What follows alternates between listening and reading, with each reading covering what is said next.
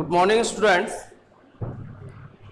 Last class में exercise 5.1 complete कर चुके हैं। अब नेक्स्ट टॉपिक आता है अपना सम्मिश्र संख्या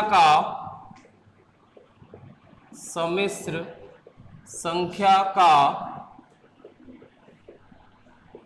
ध्रुवीय निरूपण। इसमें सबसे पहले ध्रुवीय निरूपण अपन बाद में समझते हैं। सबसे पहले आपको चतुर्थांश समझ में आने चाहिए। अगर आपने ट्रिग्नोमेट्री वाली क्लास देखी हो तो उसमें कम से कम चतुर्थांश के बारे में तो आपको पता होगा। ये कौन सा चतुर्थांश होता है? फर्स्ट, ये सेकंड, ये थर्ड और ये फोर्थ। ये आपकी एक्सेस होती है एक्स, पॉजिटिव एक्स एक्सेस, और ये कौन सी होती है? Negative X. और ये कौन सी होती है? Positive Y. और ये वाली नीचे वाली कौन सी है? ये नेगेटिव वाई। यानी जैसे ही हम, ये आपका क्या होता है? मूल बिंदु होता है। मूल बिंदु 0,0। अब ये आपकी पॉजिटिव है, यानी मूल बिंदु से हम जो है दाईं ओर बढ़ते हैं एक्स एक्सेस के लिए, तो ये क्या होती है? आपकी धनात्मक एक्स अक्ष होती है। और मूल बिंदु से जब बाईं ओर जाते हैं तो ये कौन सी होती है? आपकी ऋणात्मक एक्स अक्ष होती है। और मूल बिंदु से जब ऊपर चलेंगे तो ये धनात्मक वाई अक्ष होगी, और मूल बिंदु से जब नीचे जाएंगे तो ये ऋणात्मक वाई अक्ष होगी। अब इनमें देखो, ये पॉजिटिव नेगेटिव, ये तो आपको जो है पहले भी जानते होंगे या नहीं जानते थे? सब लोग पहले भी जानते थे इस चीज को। जैसे मान लो मुझे किसी बिंदु को प्रदर्शित करना है 2,3, तो सबसे पहले आपको यह पता होना चाहिए कि बिंदु को x, y के रूप में लिखा जाता है। किसके रूप में? x, y के रूप में। यानी जो पहला कोऑर्डिनेट जो लिखा होता है वो x कोऑर्डिनेट को रिप्रेजेंट करता है, और दूसरा कोऑर्डिनेट, दूसरा जो लिखा होता है वो किसको रिप्रेजेंट करता है? y कोऑर्डिनेट को। 2,3, तो यानी x भी पॉजिटिव है और y भी पॉजिटिव है। तो यानी सबसे पहले इन चतुर्थांशों के चिन्ह देख लें। ये फर्स्ट चतुर्थांश है, यहाँ x भी पॉजिटिव है, y भी पॉजिटिव है, तो इसका चिन्ह क्या हो गया? Plus, plus. दूसरे चतुर्थांश की बात करें तो दूसरे चतुर्थांश जो है किन जो है दो अक्षों से मिलकर बना है? ऋणात्मक x अक्ष से और धनात्मक y अक्ष से। तो सबसे पहले किसका चिन्ह लेना है हमें? x का। सबसे पहले किसका चिन्ह लेना है? x का। तो x का क्या है? नेगेटिव, और y का क्या है? पॉजिटिव। तो इस चतुर्थांश का चिन्ह क्या हो गया? Negative, positive. अब बात करें थर्ड चतुर्थांश की, तो तृतीय चतुर्थांश किन किन जो है एक्सेस से मिलकर बना है? ऋणात्मक एक्स अक्ष और ऋणात्मक वाई अक्ष से मिलकर बन रहा है। तो यानी इसका चिन्ह क्या हो जाएगा? Minus, minus. और चौथे चतुर्थांश की बात करें तो ये धनात्मक एक्स अक्ष और ऋणात्मक वाई अक्ष से मिलकर बन रहा है। धनात्मक एक्स अक्ष और ऋणात्मक वाई अक्ष से मिलकर बन रहा है। तो धनात्मक एक्स अक्ष यानी पहले एक्स का कोऑर्डिनेट ले तो पॉजिटिव, और फिर वाई का कोऑर्डिनेट ले तो नेगेटिव। यानी ये आपके चारों चतुर्थांशों के चिन्ह हो गए। इसका पॉजिटिव, पॉजिटिव, इसका नेगेटिव, पॉजिटिव, इसका नेगेटिव, नेगेटिव, इसका पॉजिटिव, नेगेटिव। अब बात करें इस बिंदु की, बिंदु 2,3 किस कौन से चतुर्थांश में होगा? पहले चतुर्थांश में, क्योंकि x भी पॉजिटिव है और y भी पॉजिटिव है। यहां कहीं इसको डिनोट कर दें 2,3। अगर होता है ये आपका बिंदु -3,2, तो ये कौन से चतुर्थांश में होता? दूसरे में। कौन से में? सेकंड चतुर्थांश में, क्योंकि x क्या है? ऋणात्मक है, और y क्या है? धनात्मक। तो x ऋणात्मक और y धनात्मक कौन से चतुर्थांश में है? सेकंड चतुर्थांश में। तो -3,2 ये बिंदु हो गया। अगर मान लो ये बिंदु होता -5, -4, तो यानी x भी नेगेटिव है और y भी नेगेटिव है। तो x नेगेटिव और y नेगेटिव कौन से चतुर्थांश में है? तृतीय चतुर्थांश में। तो यानी -5, 4, इनको एग्जैक्ट में दर्शा नहीं रहा हूं इन बिंदुओं को, ये मत सोचना कि सर 2 कहाँ आ रहा है 3 कहाँ आ रहा है, इसलिए मैंने कोई जो है बिंदु भी नहीं लिखे। तो केवल मैं अभी इतना बता रहा हूं कि ये जो बिंदु है वो किस चतुर्थांश में एग्जैक्ट आएगा। तो कहां आएगा, -5, -4 और 2, -5, 2, -5 यानी x पॉजिटिव है और y नेगेटिव है।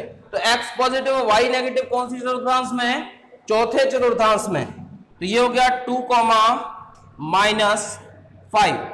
ये तो वही चतुर्थांशों की बात, चतुर्थांशों के बारे में सबको समझ में आ गया होगा कौन सा बिंदु कहां होता है और उसे किस तरीके से किस चतुर्थांश में दर्शाया जाता है।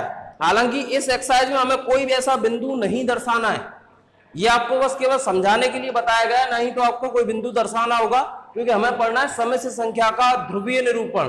तो उसमें इन चतुर्थांशों का उपयोग आएगा। तो आपको चतुर्थांश सबको समझ में आ गए होंगे कैसे कैसे होते हैं चतुर्थांश। अब देखते हैं सम्मिश्र संख्या का ध्रुवीय निरूपण।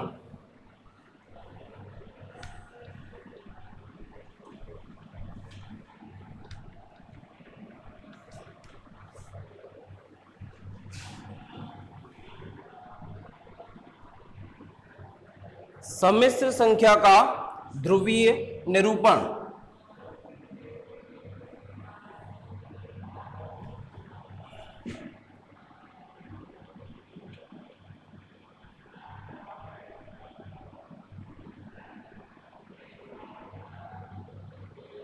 अब तक हमने जो सम्मिश्र संख्या का रूप पढ़ा था z = x + i y, तो ये सम्मिश्र संख्या का कौन सा रूप कहलाता है, कार्तीय रूप। अब यदि सम्मिश्र संख्या का कोई कोऑर्डिनेट है z, तो यहां जो r, थीटा है ये क्या प्रदर्शित कर रहे हैं, इस सम्मिश्र संख्या के मापांक और कोणांक को। अब मापांक और कोणांक से हमारा क्या तात्पर्य है, इस बिंदु की मूल बिंदु से दूरी, इस बिंदु की मूल बिंदु से दूरी, ये तो क्या कहलाएगा, इसका मापांक। इसका मापांक यानी इसकी लंबाई, इसकी क्या होगी, जो बिंदु हमने लिया है जो सम्मिश्र संख्या में दी गई होगी उसकी मूल बिंदु से दूरी, वो तो क्या कहलाएगी आपकी स्मॉल r। और ये सम्मिश्र संख्या की जो मूल बिंदु से हम डिस्टेंस जो निकाल रहे हैं, तो ये रेखा x अक्ष की धनात्मक दिशा के साथ जो कोण बना रही है वो क्या होगा, थीटा, उसे हम बोलते हैं इसका कोणांक। क्या बोलते हैं इसको, कोणांक। अब बात आती है यदि r, थीटा, यदि r सम्मिश्र संख्या का मापांक हो और थीटा कोणांक हो, तो सम्मिश्र संख्या का ध्रुवीय रूप z = r cos theta plus iota sine theta द्वारा दिया जाता है, जहां पर r क्या है, सम्मिश्र संख्या का मापांक, और थीटा क्या है, कोणांक। थीटा क्या है, कोणांक। r है मापांक और थीटा है कोणांक। अब बात करते हैं r की, कि मापांक कैसे ज्ञात किया जाएगा। तो मापांक के लिए जैसे ये सम्मिश्र संख्या का कार्तीय रूप हमें दिया गया होगा, हमें प्रत्येक प्रश्न में सम्मिश्र संख्या का कार्तीय रूप दिया गया होगा, हमें क्या करना होगा, उसका मापांक निकालेंगे और कोणांक निकालेंगे। मापांक और कोणांक निकालने के पश्चात उन वैल्यूज को कहां रख देंगे, यहां पर रख देंगे, और ये निकल के आएगा, ये जो रूप होगा वो क्या होगा, सम्मिश्र संख्या का ध्रुवीय रूप होगा। मैं आपको प्रश्न से एक चीज चेक करके ही बताऊंगा कि आपने ध्रुवीय रूप जो निकाला है वो सही है अथवा नहीं, क्योंकि सही और गलत का फैसला हम कैसे करेंगे, कि हम उसे वापस से चेंज करके देखेंगे कि अगर हमने जो ध्रुवीय रूप निकाला है, अगर उससे वही का जो है आपका कार्तीय रूप प्राप्त हो जाए जिस संख्या को हम लेकर चल रहे हैं सम्मिश्र संख्या को, तो अपना ध्रुवीय रूप सही है। और अगर वो प्राप्त नहीं हो रहा है तो यानी आपने ध्रुवीय रूप में कहीं ना कहीं गलती की है, क्योंकि दोनों भाई केवल इनका रूप अलग अलग है। जैसे मैंने आपको सेट्स में बताया था ना, सम्मिश्र आपको समुच्चय को प्रदर्शित करने की विधियां कौन कौन सी थी, एक तो रोस्टर विधि थी और एक समुच्चय निर्माण विधि थी। तो क्या दोनों विधियों से अवयवों का मान अलग अलग मिलता था क्या, एक मिलता था समान। केवल फर्क क्या रहता था उनके लिखने में। एक उसमें हम जो समुच्चय निर्माण विधि में तो क्या लिखते थे, भाषात्मक रूप में लिखते थे, और रोस्टर विधि में कैसे लिखते थे, अवयवों के रूप में। लेकिन दोनों से जो रिजल्ट निकलता था वो समान रहता था। अगर रिजल्ट अगर डिफरेंट हो गया तो फिर तो उनका मतलब ही नहीं रहा, तो यानी हमने कहीं ना कहीं गलती की है। अब आती है बात, सिंपल होता है आपका मापांक, प्रॉब्लम आती है आपको कोणांक निकालने में। मापांक क्या होता है, r is equal to root of X square plus Y square, यानी सम्मिश्र संख्या के वास्तविक एवं काल्पनिक भागों के वर्गों के योगफल का वर्गमूल क्या कहलाता है, उस सम्मिश्र संख्या का मापांक। और कोणांक theta is equal to tan inverse y upon x, tan inverse y upon x। अब आप लोगों के दिमाग में एक चीज आ रही होगी कि सर ये जो है r is equal to root of X square plus Y square, theta is equal to tan inverse y upon x, ये डायरेक्ट कहां से आ रहे हैं, डायरेक्ट नहीं आ रहे हैं, ये निकाले गए हैं। लेकिन मैं आपको बता देता हूं निकाले कैसे गए, लेकिन आपको केवल ये आप डायरेक्ट वैल्यू ही याद रखोगे, क्योंकि वहां पे आपको ये नहीं बताना है कि ये फॉर्मूले कहां से निकल के आए। जैसे माना x is equal to R cos theta तथा y is equal to are sine theta. माना x is equal to R cos theta और y is equal to are sine theta. मुझे वैल्यू निकालनी है r की, डाल देता हूं इनको समीकरण 1 और इसे समीकरण 2। समीकरण 1 व 2 का वर्ग करके जोड़ने पर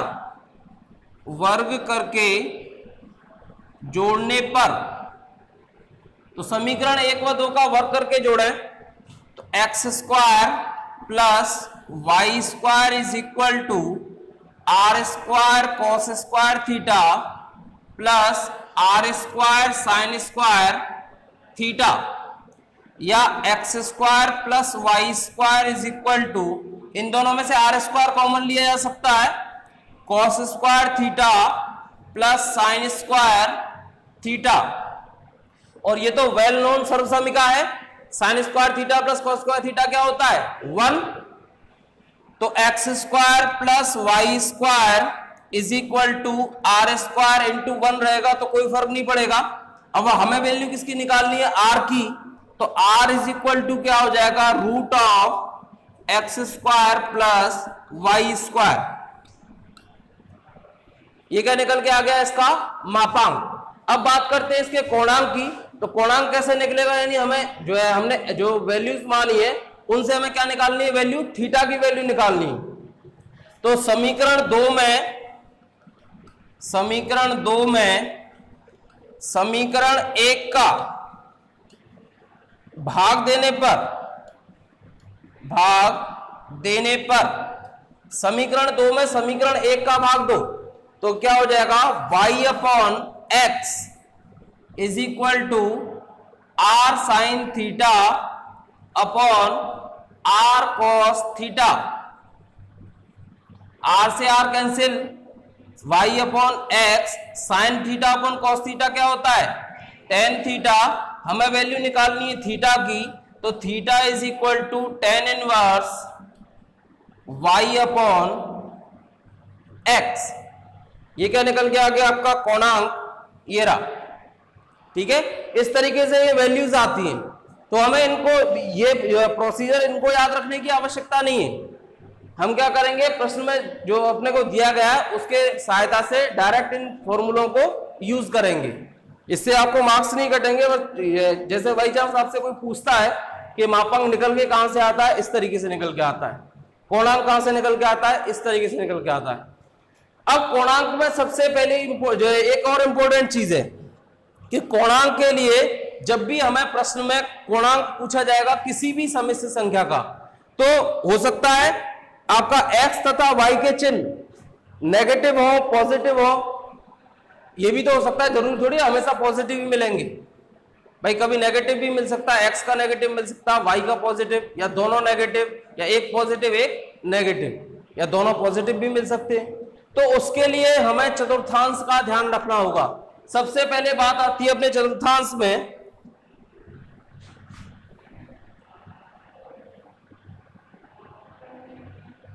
इस चतुर्थांश का चिन्ह क्या है? Positive comma positive. इसका चिन्ह क्या है?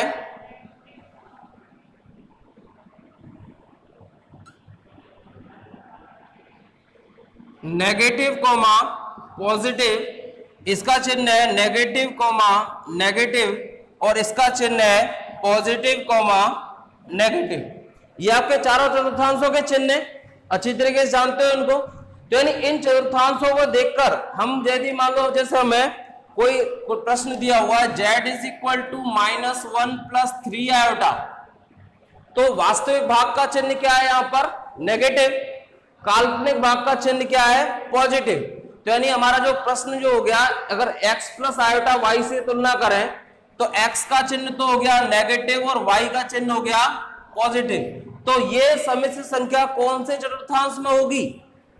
माइनस कॉमा प्लस, सेकंड चतुर्थांश में। अगर मान लो प्रश्न दिया होता z is equal to -2 - 3 iota, तो वास्तविक भाग का चिन्ह है नेगेटिव और काल्पनिक भाग का चिन्ह भी क्या है?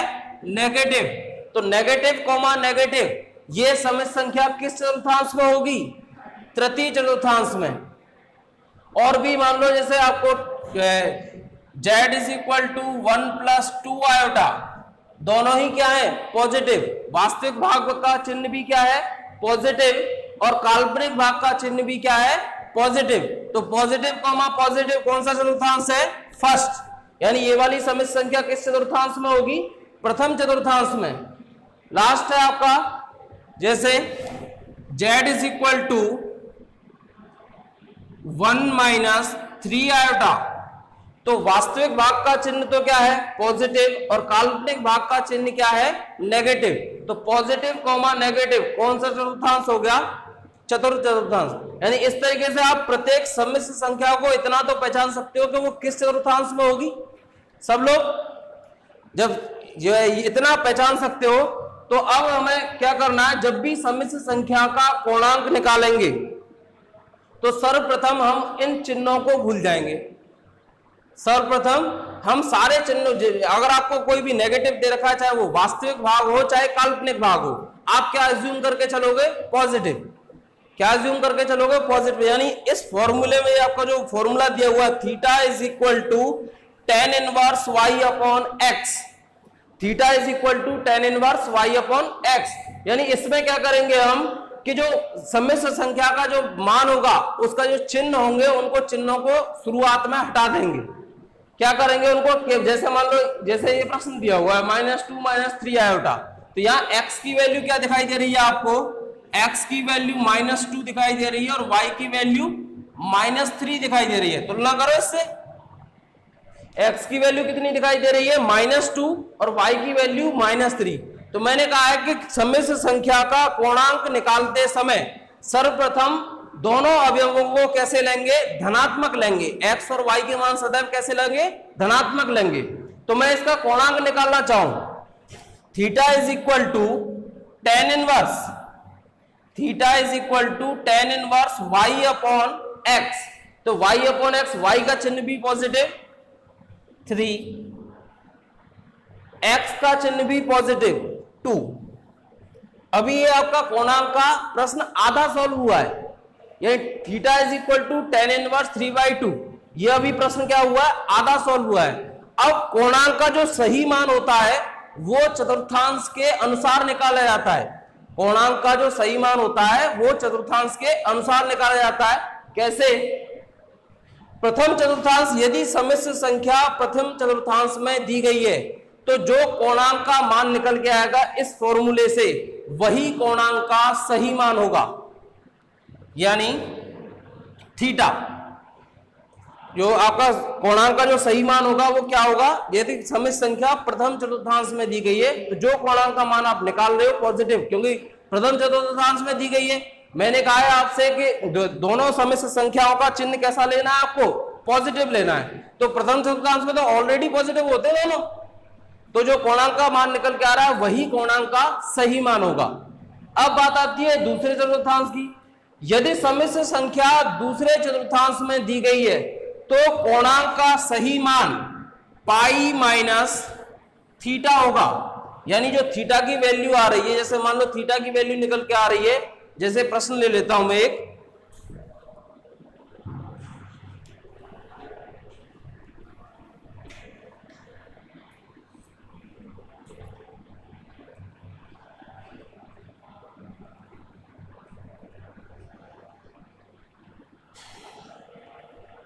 प्रश्न ले लेते हैं z इज इक्वल टू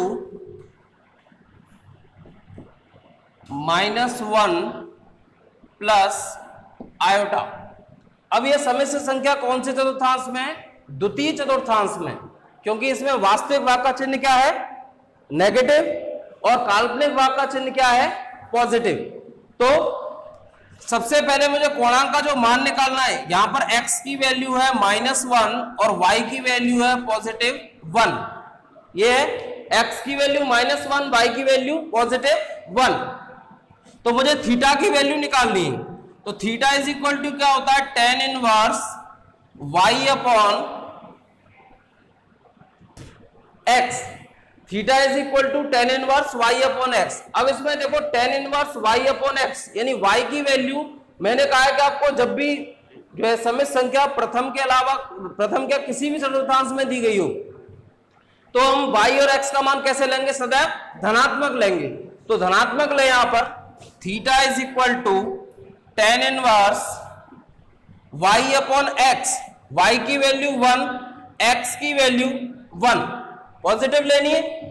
तो क्या निकल के आ रही है यहां पर? Theta is equal to tan inverse 1 tan में किसी की वैल्यू होती है tan π/4। tan 45 की वैल्यू क्या होती है? 1 होती है, और 45 को हम π/4 बोल सकते हैं। क्यों? भाग दो 180 में, ठीक है। तो π/4 बोल सकते हैं हम किसको? जो है आपके 45 डिग्री को। तो मैं थीटा इज इक्वल टू यहां क्या लिख सकता हूं? tan inverse of tan π/4, tan 45 लिख सकते हैं। और जो ये आपका tan इनवर्स जो होता है, tan इनवर्स का मीन्स आप कभी भी ये मत समझ लेना कि 1/10 होता है, गलत है। tan इनवर्स आपका स्वयं एक फलन है। tan इनवर्स क्या है? स्वयं एक फलन है। अब आपको लग रहा हो फलन क्या है? फलन हम पढ़ेंगे सेकंड चैप्टर में, फलन क्या होता है। जैसे त्रिकोणमिति निष्पत्ति तो जानते हो ना, इतना सुन लो। त्रिकोणमिति निष्पत्ति sin theta, cos theta, tan theta, इनको जानते हो ना। तो इनके ही प्रतिलोम त्रिकोणमिति फलन होते हैं, यानी इनके व्युत्क्रम। तो व्युत्क्रम का मतलब ये मत लगा लेना कभी भी, ये नहीं है व्युत्क्रम, ठीक है। व्युत्क्रम स्वयं, जैसे sin थीटा का एक अस्तित्व है, ऐसे ही tan इनवर्स थीटा का भी एक अस्तित्व है। जैसे sin थीटा है आपका त्रिकोणमिति निष्पत्ति, ऐसे ही आपकी tan इनवर्स थीटा भी क्या होती है? एक त्रिकोणमितीय निष्पत्ति होती है। अब tan इनवर्स और ये जो त्रिकोणमितीय, जो ये दोनों tan inverse of tan inverse क्या है? आपका जो है प्रतिलोम त्रिकोणमितीय फलन है, यानी tan का प्रतिलोम त्रिकोण, यानी tan का क्या है? व्युत्क्रम है, व्युत्क्रम फलन है। और ये दोनों जो व्युत्क्रम फलन होते हैं, ये आपस में कैंसिल हो जाते हैं। जनरली आप लोग ध्यान रखते हो 1/10, tan से tan कैंसिल नहीं, ये होते हैं, इनकी प्रॉपर्टी है। ये आपका जो टॉपिक है, जो चैप्टर है, ये हम पढ़ेंगे 12th क्लास में।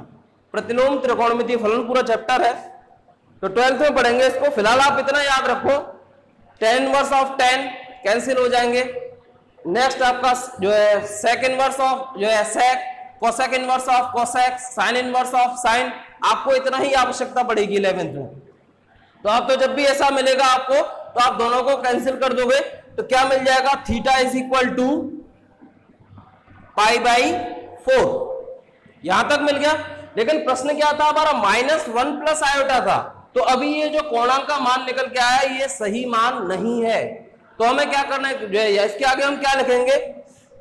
चूंकि सम्मिश्र संख्या सम्मिश्र संख्या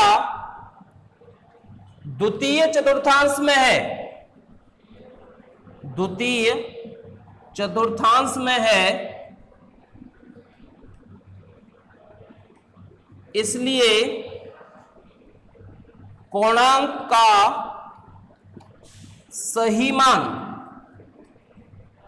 इसलिए कोणांक का सही मान is equal to pi minus theta. Theta की वैल्यू क्या निकल के आई थी?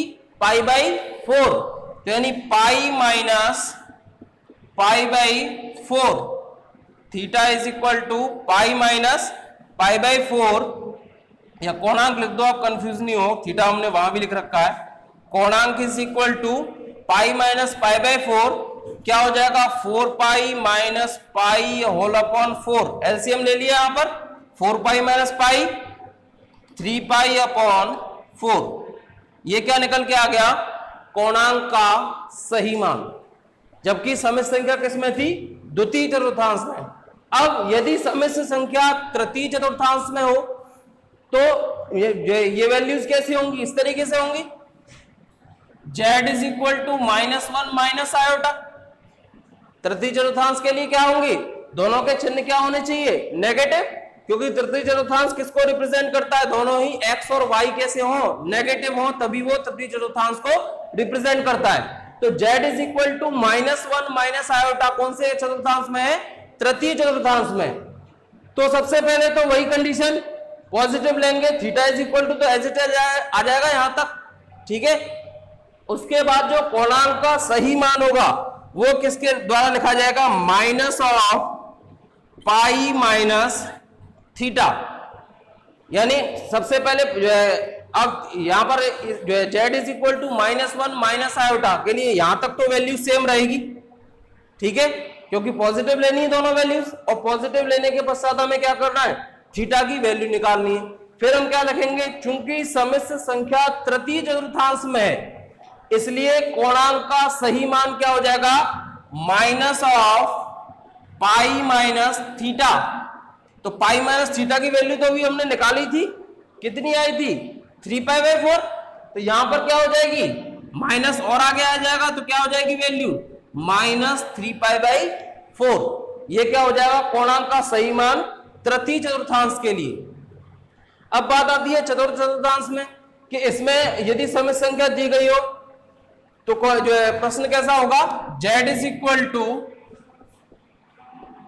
1 माइनस आयोटा, यानी x की वैल्यू पॉजिटिव और y की वैल्यू नेगेटिव। तो ये क्या हो गया आपका?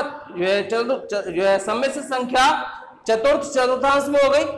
अब x की वैल्यू पॉजिटिव है, y की वैल्यू नेगेटिव है, लेकिन सबसे पहले जो कैलकुलेशन करेंगे वो पॉजिटिव लेके करेंगे।